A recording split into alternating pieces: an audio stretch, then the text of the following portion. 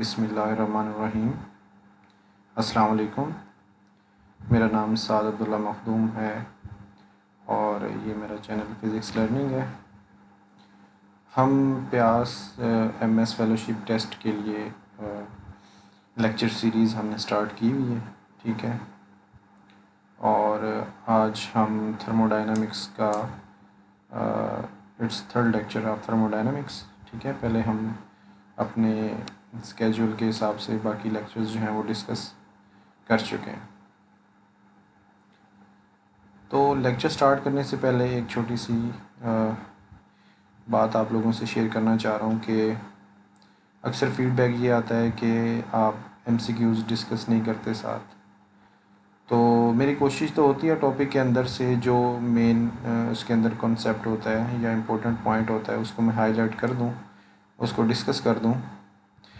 ये है कि एमसीक्यूज़ के हवाले से मैं उसको ख़ास डिस्कस नहीं करता, लाइक ऑप्शंस बना के मैं बात नहीं करता उसकी, या फिर इस तरह से नहीं होता कि एमसीक्यूज़ क्या आएगा इसमें से, लेकिन मैं उस कंसेप्ट को जो है वो डिस्कस कर देता हूँ।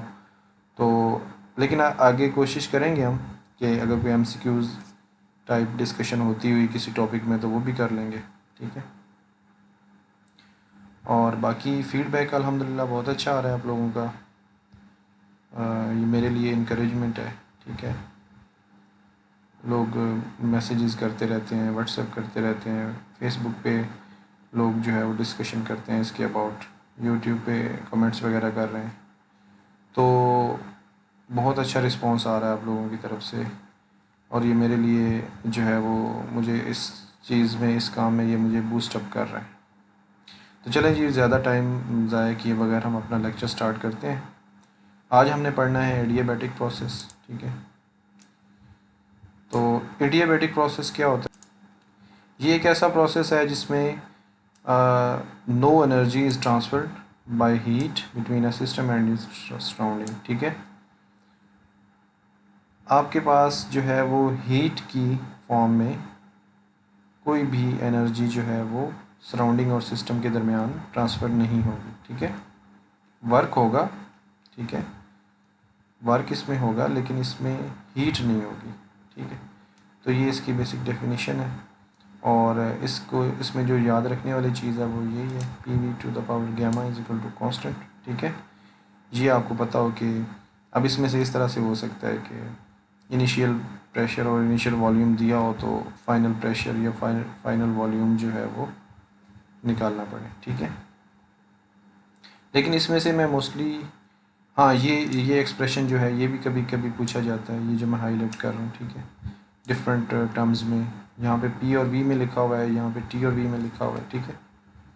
दूसरी इसमें जो मोस्टली डिस्कशन आती है इन प्रोसेस के अंदर वो इनके ग्राफ्स आते हैं, ठीक है, कि ग्राफ किस तरह से होगा। अगर इस तरह का कोई क्वेश्चन आता है तो उसमें ये पूछा जाएगा कि इसको आइडेंटिफाई करें, ठीक है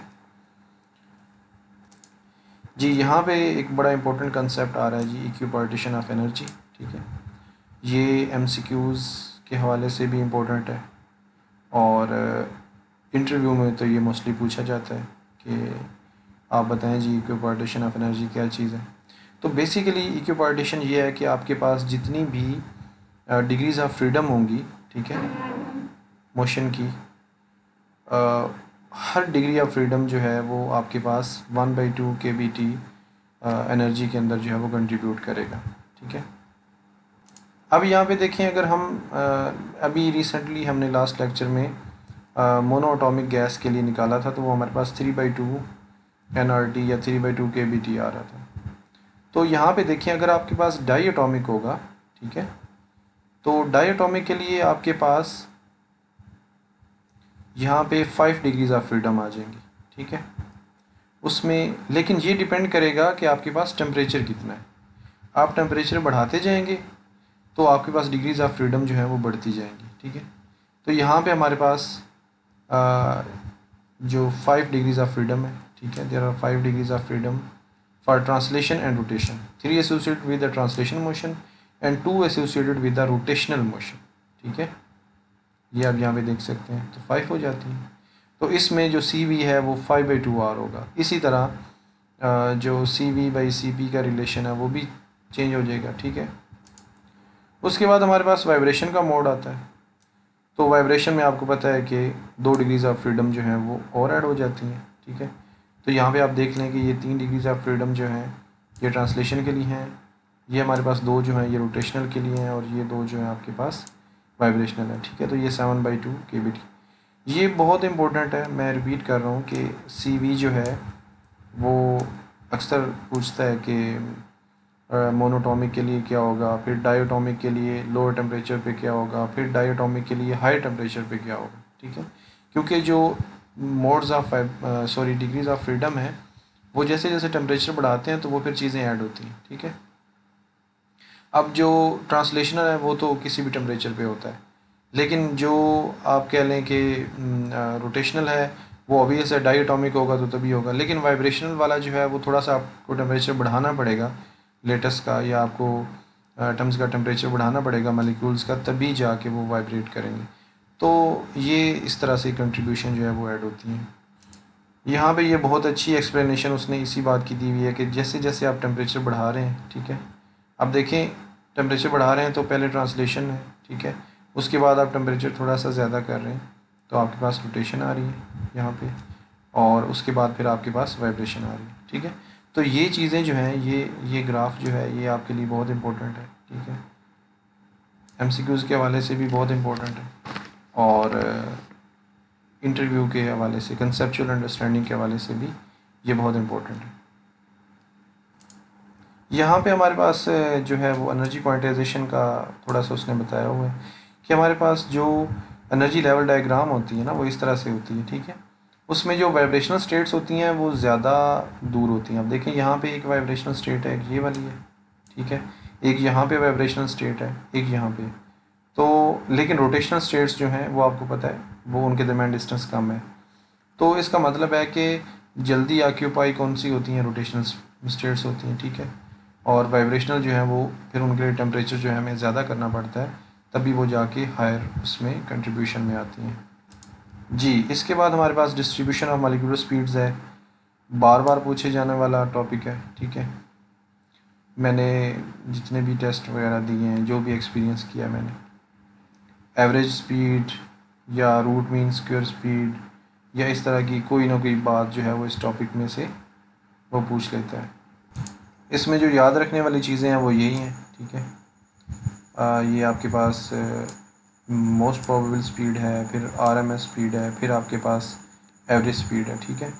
और इनका रिलेशन है यहाँ पे कि कौन सी जो है वो किससे ज़्यादा होती है। तो ये याद रखने वाली चीज़ें हैं, इनको आप लोग जो है वो बहुत अच्छे से देख लें, ठीक है जी। इसके बाद यहाँ पे समरी है हमारे पास चैप्टर की, और इसमें आप इसकी इम्पोर्टेंट चीज़ें जितनी भी हैं इसको देख लें, ठीक है। ये देखें हमने मोस्टली जो चीज़ें ऊपर हमने डिस्कस की हैं वही यहाँ पे उसने दोबारा रिप्रोड्यूस की हैं, ठीक है। तो मेरी कोशिश यही होती है कि कम टाइम में हम जो चीज़ें करने वाली हैं, जो ज़्यादा, क्योंकि इस बुक को मैंने 3-4 दफ़ा यूज़ किया है डिफरेंट टेस्ट वगैरह देने के लिए, और पास भी हुए हैं वो टेस्ट। तो मुझे इस बुक में मतलब बहुत अच्छी चीज़ें एक तो टॉपिक्स में से मिलती हैं, और फिर मैं डायरेक्ट उन्हीं को हाईलाइट कर देता हूँ, ठीक है, ताकि आप लोग जो है वो उनको देख सकें। उसके बाद हमारा नेक्स्ट चैप्टर स्टार्ट होता है जी, हीट इंजन्स है, entropy and the second law of thermodynamics, ठीक है। तो यहाँ पे आप देखें कि सेकंड लॉ की ज़रूरत क्यों पड़ती है हमें, ठीक है। अब फर्स्ट लॉ ये कहता है कि आप क्या करें जी, किसी भी जो है किसी भी डायरेक्शन के अंदर आप हीट फ्लो जो है वो या एनर्जी का फ़्लो जो है वो करवा सकते हैं, ठीक है। यानी उसमें किसी किस्म की कोई रिस्ट्रिक्शन नहीं है, ठीक है। यानी वो ये कहता है कि अगर एक सिस्टम जो है वो वर्क कर रहा है तो वो अपनी इंटरनल एनर्जी के कॉस्ट पे कर रहा है, ठीक है। तो अब इसकी एग्जांपल एक इस तरह से हो सकती है कि जो है या हम ये कह सकते हैं कि अगर किसी भी सिस्टम में से हीट फ्लो कर रही है, ठीक है, आउट जा रही है, ये इन आ रही है, तो उससे कोई फ़र्क नहीं पड़ता। हम क्या करेंगे, हम उसकी इंटरनल एनर्जी के जो उसके कॉस्ट पे हम उसको कर सकते हैं, ठीक है। या ये हो सकता है कि आप देखें एक रबर की बॉल है, ठीक है, वो ग्राउंड के ऊपर पड़ी हुई है, तो अब ये नहीं हो सकता कि वो अपनी इंटरनल एनर्जी को यूज़ करते हुए वहाँ से बाउंस होना स्टार्ट कर दे, ठीक है। यानी कि अगर वो लेट्स सपोज हम उसको किसी हाइट से गिराते हैं तो वो क्या करती है, वो टकराती है, ठीक है, ग्राउंड के साथ, तो हीट एनर्जी जो है वो ग्राउंड को ट्रांसफ़र करती है। आपको पता है जब इक्विलिब्रियम होता है तो हीट एनर्जी प्रोड्यूस होती है। तो हम इस तरह कह सकते हैं कि वो ग्राउंड की इंटरनल एनर्जी जो है वो बढ़ा रही है, ठीक है। लेकिन ये नहीं हो सकता कि वो पड़ी हुई है तो वो ग्राउंड से इंटरनल एनर्जी लेके तो वो बाउंस होना स्टार्ट हो जाए, ठीक है। और इसी तरह यहाँ पे ये सिंपल पेंडुलम की जो है आपके पास प्रोसेस है। अच्छा, अब ये देखना है हमने कि फ़र्स्ट लॉ और सेकंड लॉ इसमें बेसिक जो है वो डिफरेंस क्या है, यानी कि कंसेप्चुअली हमें सेकंड लॉ की ज़रूरत क्यों पेश आती है। तो फर्स्ट लॉ जो है बेसिकली वो कंजर्वेशन ऑफ एनर्जी है, वो बहुत अच्छी बात है जी, वो एनर्जी कंजर्वेशन को बताता है, लेकिन उसमें डायरेक्शन स्पेसिफाई नहीं है, ठीक है। यानी कि उसमें ये बताया हुआ है कि एनर्जी जो है वो फ्लो करेगी, लेकिन उसमें किसी किस्म की डायरेक्शन के हवाले से उसने स्पेसिफाई नहीं किया हुआ। तो इस वजह से हमें जो है वो सेकंड लॉ की ज़रूरत पड़ती है, ठीक है। अभी हम सेकंड लॉ को जब पढ़ेंगे, इसकी डिफरेंट डेफिनेशंस देखेंगे, तो हम ये चीज़ हमें आइडिया हो जाएगा कि वाकई ऐसा है कि सेकंड लॉ जो है वो इन प्रोसेसेस को प्रोहिबिट करता है जो कि नेचर में एग्जिस्ट नहीं करते, लेकिन फर्स्ट लॉ जो है वो उनको अलाउ कर रहा होता है। जी, यहाँ से हम स्टार्ट करते हैं heat engine and the second law of thermodynamics, ठीक है। अब सेकंड लॉ ऑफ थर्मोडायनामिक्स की 3 डेफिनेशंस हैं, ठीक है। एक उसकी इंजन को लेके है, इंजन के जो है वो उसके आप कह लें कि इंजन के हवाले से, ठीक है। उसके डिफरेंट नाम हैं, वो साइंटिस्ट के नाम हैं, वो हम देखेंगे आगे कौन से। एक रेफ्रिजरेटर के हवाले से और एक इसकी एंट्रोपी के हवाले से, ठीक है। तो हीट इंजन क्या होता है? Heat engine is a device that takes in energy by heat and operating in a cyclic process expels a fraction of that energy by means of work, ठीक है। हीट इंजन की efficiency जो है वो हमेशा 100 से कम होगी, ठीक है। क्यों? कि वो उसकी एक फ्रैक्शन जो है उसको एक्सपेल करता है, ठीक है। और यहाँ पे आपने ये देख लिया कि ऑपरेटिंग इन अ साइकिल।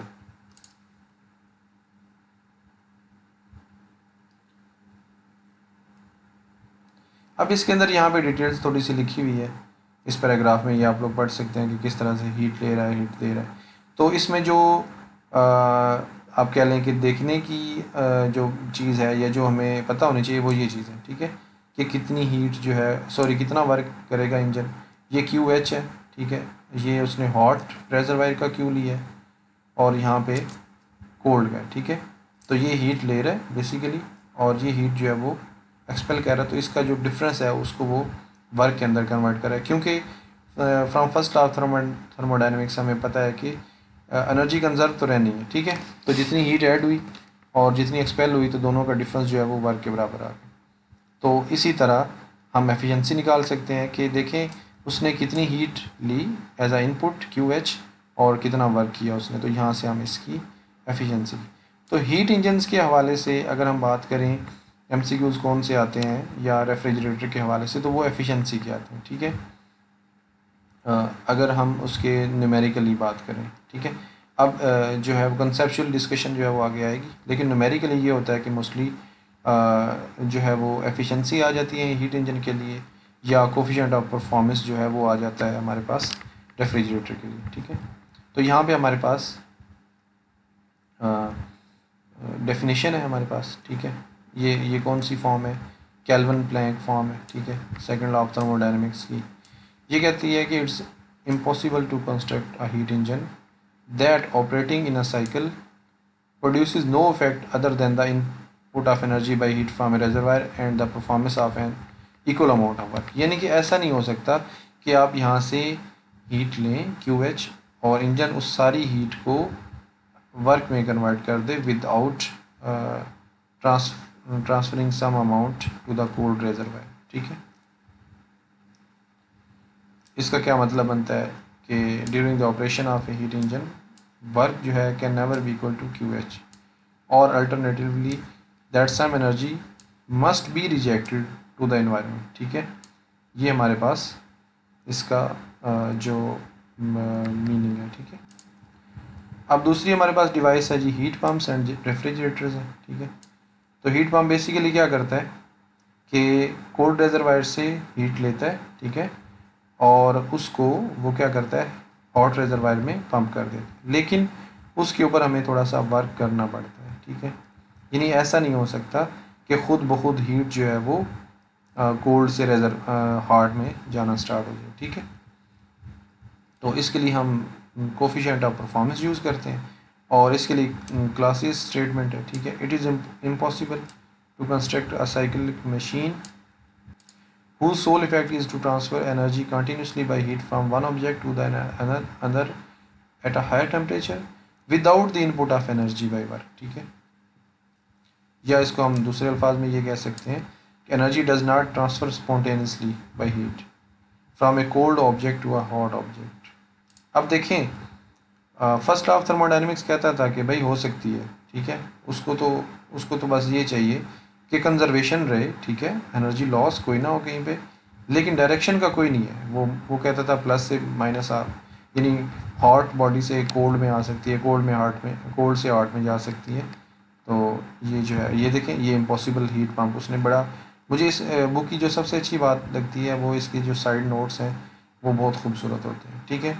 अगर आप लोग इसको PDF में पढ़ रहे हैं तो ये आप लोगों के लिए बहुत ही इफ़ेक्टिव है, ठीक है। यहाँ पे आप देखें बड़ी उसने इफ़ेक्टिव तरीके से ये चीज़ समझाने की कोशिश की है कि हीट पंप है वो QC ले रहा है और उसको जो यानी हॉट रेजरवायर पे जो है हाई टेम्परेचर पे उसको पंप कर रहा है, तो ऐसा नहीं हो सकता।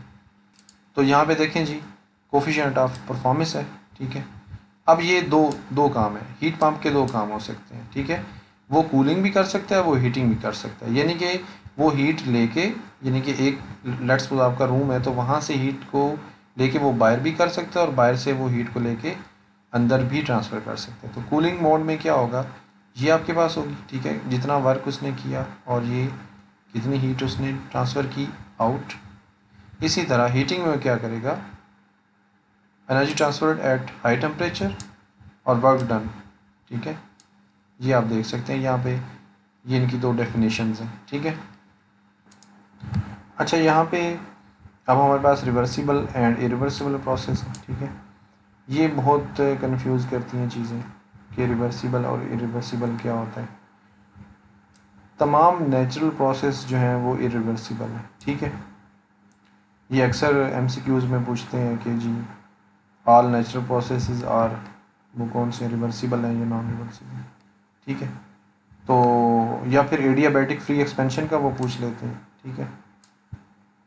अब देखें रिवर्सिबल की डेफिनेशन क्या है। रिवर्सिबल प्रोसेस में ये होता है the system undergoing the process can be returned to its initial conditions along the same path on PV diagram and every point along this path is an equilibrium state, ठीक है। यानी कि आप क्या करो कि आप PV डायग्राम पे जो आपने प्रोसेस किया उसको वापस उसी जो है वो पोजीशन पे लेके आए, तो लेकिन हर पॉइंट के ऊपर आप इक्विलिब्रियम स्टेट में हो, ठीक है। तो अब देखें यहाँ पे एडियाबैटिक फ्री एक्सपेंशन है, ठीक है। तो हम ये देखते हैं कि ये जो है वो हो सकती है या नहीं हो सकती, ठीक है। यानी कि इसको हम रिवर्सिबल प्रोसेस कह सकते हैं या नहीं कह सकते। तो फ्री एक्सपेंशन क्या होता है लास्ट लेक्चर में हमने पढ़ा था कि आप एक गैस कंटेनर के अंदर है वो यानी कि हाफ़ कंटेनर में मेम्ब्रेन है, तो आप उस मेम्ब्रेन को लीक कर दो तो जो गैस है वो एक्सपेंड करेगी, ठीक है। अब अगर आपने उसको वापस उसी पोजीशन पे लेके आना है तो आपने उसको कंप्रेस करना है। जब आप कंप्रेस करेंगे तो आप जो है वो टेम्परेचर जो है वो इंक्रीज़ करेंगे, ठीक है, अगर आपने ओरिजिनल वॉल्यूम में लेके आना है, ठीक है। तो आप क्या करोगे एक आप रेजरवायर लगा दें, ठीक है, एक्सटर्नल एनर्जी रेजरवायर। अगर आपकी वो जो आप वर्क कर रहे हो वो डायरेक्टली उधर जा रहा है तो फिर भी आप क्या कर रहे हो सराउंडिंग को चेंज कर रहे हो। तो इसका मतलब है कि आप जो है एडियाबैटिक फ्री एक्सपेंशन को आप रिवर्सिबल प्रोसेस नहीं कह सकते।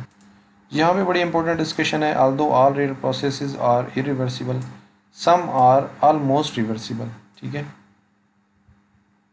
If a process occurs very slowly such that system is always very nearly in equilibrium, the process can be approximated as being reversible, ठीक है। और ये किस तरह से हो सकता है, आपके पास ये एनर्जी रेजर्वायर है और आपके पास ये पिस्टन है, ठीक है। पिस्टन जो है इसके ऊपर सैंड पड़ी हुई है, ठीक है। तो आप क्या करते हैं जी, आप इसको कंप्रेस करते हैं, ठीक है। और कंप्रेस करते हुए आप कंप्रेस इस तरह से करते हैं कि आप सैंड को ड्रॉप जो है वो ग्रेन बाई ग्रेन इसके ऊपर जो है वो आप फेंकते हैं। तो जैसे ही आप उसके ऊपर जो है वो ग्रेन ड्रॉप करते हैं तो क्या होता है, आपके पास फ्रिक्शनलेस पिस्टन है, वो नीचे थोड़ा सा मूव करेगा, लेकिन जितना आपने उसके ऊपर यानी उसको कंप्रेस किया वो हीट जो है वो हीट रेजर्वायर को चली जाएगी, ठीक है। लेकिन वो बहुत आपके पास माइन्यूट सी हीट होगी, ठीक है। तो आप क्या करोगे कि आपने एक इक्विलिब्रियम पोजीशन से आप दूसरी इक्विलिब्रियम पोजीशन पे चले गए, ठीक है। तो इसका मतलब है आप पूरे पाथ में इक्विलिब्रियम पे हैं। इसी तरह आप इसको अगर आप रिवर्स करना चाहें तो आप क्या करेंगे, आप एक एक करके जो ग्रेन्स हैं उनको हटाना स्टार्ट कर देंगे। तो जैसे ही हटाएंगे तो आपके पास आप वापस उसी जो है वो अपनी इनिशियल कंडीशंस पे चले जाएंगे।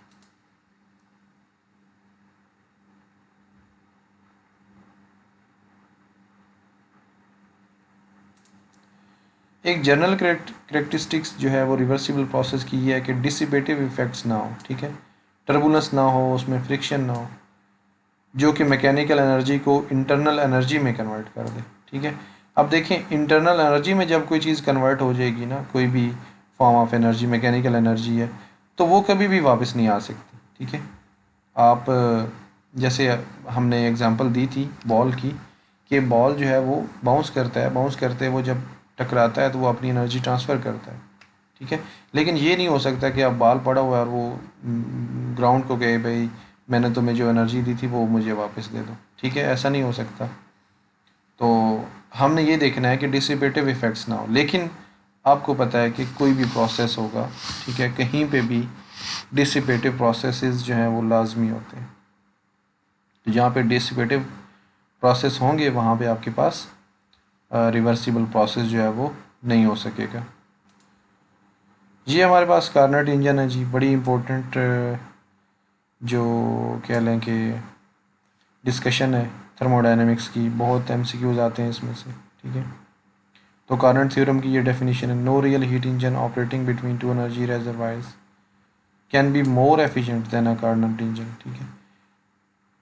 तो ये आपके पास इसकी यहाँ पे ये बड़ी खूबसूरत सी एक्सप्लेनेशन लिखी हुई है, ये आप लोग पढ़ें इसको लाजमी, और इससे आपको बहुत फ़ायदा होगा। तो इसमें जो याद रखने वाली चीज़ है या जो एग्ज़ाम में पूछी जाने वाली चीज़ है वो ये आपके पास एफिशिएंसी है, ठीक है। और एक और भी बात इसकी है कि all Carnot engines operating between the same to temperatures have the same efficiency. ये एमसीक्यूज़ में बहुत दफ़ा पूछा गया है, ठीक है, कि आपके पास कोई भी कार्नट इंजन होगा, ठीक है, अगर वो दो सेम टेम्परेचर के दरमियान ऑपरेट कर रहा है तो हमेशा उसकी एफिशिएंसी जो है वो क्या होगी, बराबर होगी। इसी तरह यहाँ पे हम हीटिंग मोड के लिए कोफिशिएंट परफॉर्मेंस लिख सकते हैं, ठीक है, और यहाँ पे हम कूलिंग मोड के लिए भी कोफिशिएंट ऑफ परफॉर्मेंस लिख सकते हैं, ठीक है। तो ये इनको आप याद कर सकते हैं, ठीक है। उसके बाद थोड़ी बहुत discussion gasoline and diesel engine की है, तो ये आप लोग इसको देख सकते हैं। इसकी एफिशिएंसी आप याद रख सकते हैं कि ये ऑटो साइकिल पे यानी कि उसकी बेस पे ऑपरेट करते हैं, ठीक है। कंप्रेशन स्ट्रोक होता है, फिर वो आपके पास एक्सपेंशन होती है, फिर तो इस तरह से आपके पास डिफरेंट साइकिल्स हैं, ये आप इसको पढ़ सकते हैं और यहाँ पे उसकी आप एफिशिएंसी जो है वो देख सकते हैं। तो यहाँ पे जी अब इंट्रॉपी की डिस्कशन है, ठीक है। इंट्रॉपी को जो है वो इसकी डिस्कशन के लिए या इसके कंसेप्ट के लिए बहुत लोग कंफ्यूज होते हैं, ठीक है। तो इसका नहीं आइडिया होता कि ये क्या चीज़ है। तो इंट्रॉपी जो है वो बेसिकली डिसऑर्डर है, ठीक है, सिस्टम के अंदर जो है वो एक तरह का डिसऑर्डर है। यहाँ पे आप देख सकते हैं जी, आइसोलेटेड सिस्टम्स जो हैं tend toward disorder and entropy is a measure of this disorder. उसके बाद हमारे पास ये एंट्रोपी ऑफ यूनिवर्स है, increases in all real processes. ठीक है, जितने भी रियल प्रोसेस हैं तो एंट्रोपी जो है वो इंक्रीज करेगी। The change in entropy during a process depends only on the end points and therefore is independent of the actual path. तो इसको हम स्टेट वेरिएबल भी कहते हैं। The entropy change for a reversible process can be determined by calculating the entropy change for a reversible process that can connect the same initial and final states। ठीक है, process कोई भी होगा, अगर initial और फाइनल स्टेट सेम होंगी तो हम कहेंगे जी वो एंट्रोपी हम उससे कैलकुलेट कर सकते हैं, क्योंकि एंट्रोपी जो है वो स्टेट वेरिएबल है। यहाँ पे आप देख सकते हैं जी, रिवर्सिबल प्रोसेस के लिए रिवर्सिबल साइकिल के लिए आपके पास एंट्रोपी जो है वो ज़ीरो है। अब यहाँ पे एक डेफिनेशन है, total entropy of an isolated system that undergoes a change can not decrease. ठीक है, तो इरिवर्सिबल प्रोसेस होगा तो एंट्रोपी जो है वो क्या करेगी, इंक्रीज होगी। रिवर्सिबल में क्या होगा कि वो कांस्टेंट रहेगी। ठीक है, तो कभी भी एंट्रोपी जो है वो डिक्रीज नहीं होती। इसके बाद हमारे पास डिफरेंट प्रोसेसेस हैं। थर्मल कंडक्शन में एंट्रोपी चेंज है, तो ये आप देख सकते हैं यहाँ पे, इसके फार्मूलाज वगैरह को आपने याद रखना है। ठीक है, इस तरह फ्री एक्सपेंशन में क्या होती है, अब देखें फ्री एक्सपेंशन है तो उसके लिए आपके पास ये आएगी। ठीक है, और इसके बाद आप इसको नंबर ऑफ़ स्टेट्स के साथ भी बता सकते हैं। ठीक है, जो हम स्टैटिस्टिकल मैकेनिक्स में बताते हैं। और ये आप देख सकते हैं यहाँ पे S F minus S I natural log of V F over V I. ठीक है, और माइक्रोस्कोपिक डेफिनेशन जो है वो क्या है, S is equal to K B natural log of W. ठीक है, entropy is a measure of disorder, ये बार बार वो बात बता रहा है। यहाँ से देखिए ना कि अवेलेबल स्टेट्स जो हैं वो अगर ज़्यादा होंगी, यानी डिसऑर्डर ज़्यादा होगा। अवेलेबल स्टेट्स होने का क्या मतलब है कि ज़्यादा आपके पास ऑप्शन है, आप चीज़ों को लेट्स सपोज आपने प्लेस करना है कहीं पे, तो जितना ज़्यादा ऑप्शन होगा आपके पास उतनी ज़्यादा आप डिसऑर्डर करेंगे उसमें। जी, यहाँ पे हमारी ये डिस्कशन एंड होती है। ये आप देख लें, थर्मल एफिशिएंसी है, ये उसने डिस्कस की हुई समरी में, एंट्रोपी है। ठीक है, इस तरह ये सारे हीट इंजन के बारे में डिस्कशन की हुई है, और उसके बाद ये बाकी डिस्कशन उसने सारी की हुई हैं। तो मेरा ख़्याल है कि इसको यहाँ एंड करते हैं। इसके बाद हमारा सेक्शन कोई और स्टार्ट हो जाएगा, क्योंकि हमारा जो है थर्मोडायनेमिक्स का जो हमारा पोर्शन है वो कंप्लीट हो चुका है। उसके बाद एक छोटी सी डिस्कशन आप लोगों के साथ करना ज़रूरी है कि आप लोग जो है वो रिस्पॉन्स लाजमी करें। ठीक है, आप क्वेश्चंस पोस्ट करें। ठीक है, बजाय व्हाट्सएप में पूछने के, या उसमें आप कोशिश करें कि आप उसमें कमेंट करें यूट्यूब पे। ठीक है, जहाँ पे वीडियो होती है वहाँ पे सारे लोग आते हैं, वीडियो देखते हैं, और हो सकता है वहाँ से आपको आंसर मिल जाए, और अगर एक को आंसर मिलेगा तो वो सब लोग उसको देख लेंगे। ठीक है, तो अभी तक मैंने नोटिस जो चीज़ की है वो ये है कि किसी ने कोई कंसेप्ट के ऊपर डिस्कशन नहीं की कि ये चीज़ क्या होती है, ये क्यों होता है। ठीक है, कुछ लोगों ने की थी स्टार्ट में, मैंने उनको रिप्लाईज भी शायद दिए थे।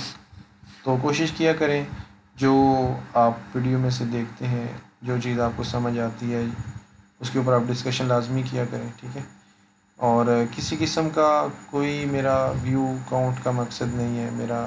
ठीक है, किसी किस्म का मुझे एडवर्टाइजमेंट नहीं चाहिए। ठीक है, सिर्फ़ एक मेरी कोशिश है कि जो लोग जिनको गाइडेंस चाहिए होती है, ठीक है, और डिटेल्ड गाइडेंस उनको देने के लिए उनके पास अवेलेबल नहीं होती, तो वो इन वीडियोस को देख लेंगे, इन लेक्चर्स को देख लेंगे, तो होप सो उनको कुछ ना कुछ फ़ायदा हो जाएगा।